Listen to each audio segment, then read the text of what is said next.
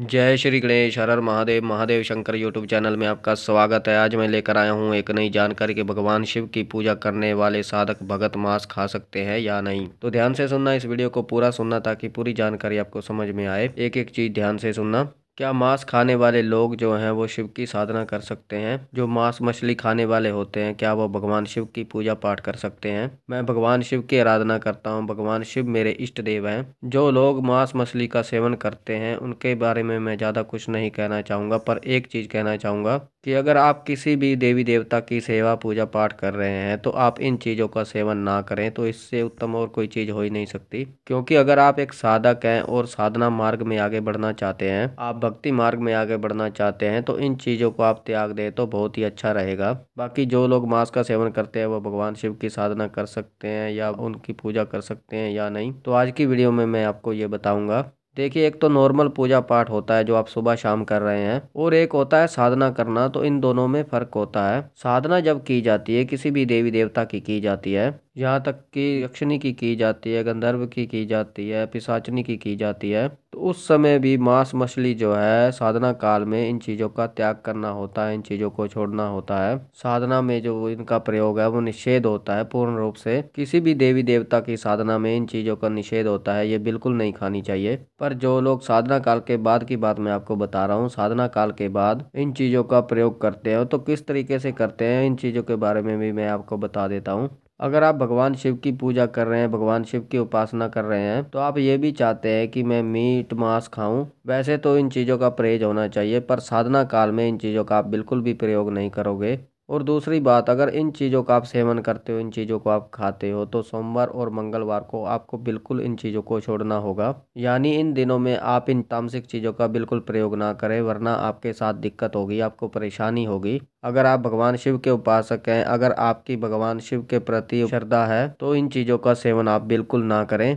जैसे कई लोग पूजा पाठ करते हैं तो सोमवार और मंगलवार को इन चीज़ों का परहेज करते हैं, इन चीज़ों को त्याग देते हैं। और कई लोग सोचते हैं कि मीट मांस खाने के बाद पूजा कर सकते हैं या नहीं कर सकते हैं, तो आप बिल्कुल मत करना। जिस दिन आप इन चीज़ों का सेवन करोगे उस दिन आपको पूजा बिल्कुल नहीं करनी। चाहे आप नहा लो, धो लो, कुछ भी कर लो, उस समय आपको पूजा नहीं करनी। उस दिन आपको बिल्कुल भी पूजा नहीं करनी। मैं भगवान शिव की उपासना के बारे में बात कर रहा हूँ। जो लोग भगवान शिव की पूजा करते हैं, शिव भगवान की उपासना करते हैं, तो सोमवार और मंगलवार का इन चीज़ों का परहेज तो आपको रखना ही रखना है। और साथ ही जिस दिन आप इन चीज़ों का सेवन करोगे उस दिन तो आपको पूजा ही नहीं करनी। तो ये मैं एक नॉर्मल पूजा की बात कर रहा हूँ। जब शक्तियाँ प्राप्त करनी होती हैं तो वो बहुत बड़ी बात हो जाती है। जब बाबा के दूध प्राप्त करने होते हैं, जब आप भोलेनाथ के दूध प्राप्त करते हैं, उनकी शक्ति प्राप्त करते हैं, तो उस समय आपको साधना काल में रहना होता है। एक जो साधक होता है वो ज़्यादातर साधनाओं में ही अपना समय बिताता है, पर ऐसा नहीं है कि वो दैनिक कार्य नहीं करता। वो दैनिक कार्य भी करता है और अपने परिवार के साथ भी रहता है, अपने परिवार के साथ भी जीवन व्यतीत करता है।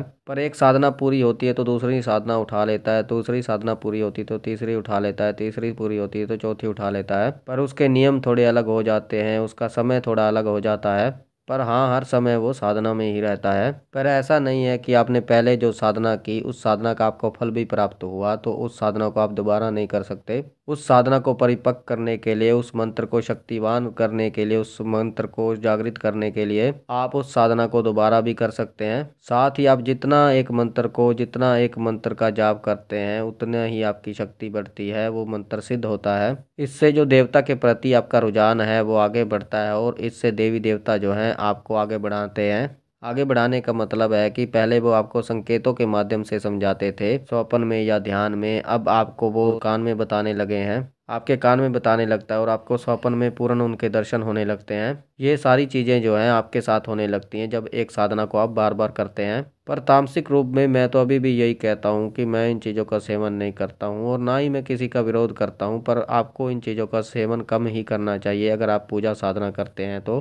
क्योंकि सबकी एक ज़िंदगी है, पर्सनल ज़िंदगी है, और किसी की पर्सनल ज़िंदगी में किसी को भी नहीं घुसना चाहिए। और जो लोग जैसे अपनी ज़िंदगी जीना चाहते हैं वो पूर्ण रूप से स्वतंत्र हैं और वो जी सकते हैं। पर अगर साधना मार्ग की बात करूँ, भक्ति या आध्यात्मिक मार्ग की बात करूँ, तो जो लोग ओगड़ हैं, अघोरी हैं, वो लोग इन चीज़ों का तो प्रयोग करते ही करते हैं। इनके बिना तो जो इनकी विद्या है, इनका जो रास्ता होता है वो क्लियर नहीं होता, वो अपने मुकाम तक नहीं पहुँच पाते। तो अलग अलग विद्याएं हैं, अलग अलग चीज़ें होती हैं। जिस तरह तंत्र मंत्र की विद्या है, शावर मंत्र की विद्या है, वैदिक मंत्र की विद्या है। तो उस तरीके से अलग अलग विद्याएं हैं, तो अलग अलग विद्याओं को अलग अलग प्राप्त करने का तरीका है। तो अगर भगवान शिव के आप उपासक हो तो इन चीज़ों का आप अगर परहेज करेंगे तो बहुत ही अच्छी बात रहेगी, बहुत ही अच्छी बात है, वरना वो आपकी इच्छा के ऊपर बात है। तो ये थी जानकारी भगवान शिव की पूजा करने वाले साधक भगत को मांस खाना चाहिए या नहीं खाना चाहिए। अगर उनको खाना चाहिए तो क्यों खाना चाहिए, नहीं खाना चाहिए तो क्यों नहीं खाना चाहिए, और क्या करना चाहिए क्या नहीं करना चाहिए, ताकि उनको कोई परेशानी ना हो, कोई दिक्कत ना हो, और वो भक्ति मार्ग पर आगे बढ़ते रहें, अपनी पूजा पाठ में आगे बढ़ते रहें, ताकि देवी देवताओं की उन पर सदा कृपा बनी रहे।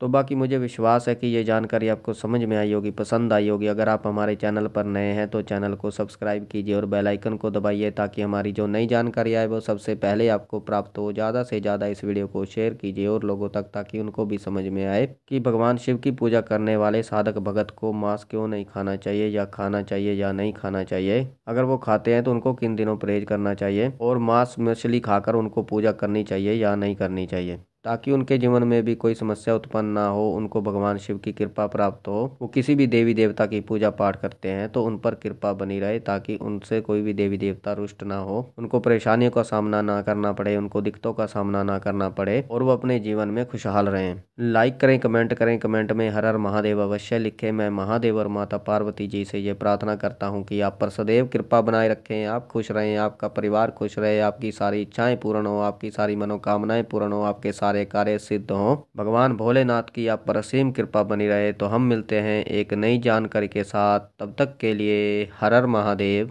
हर हर महादेव, हर हर महादेव।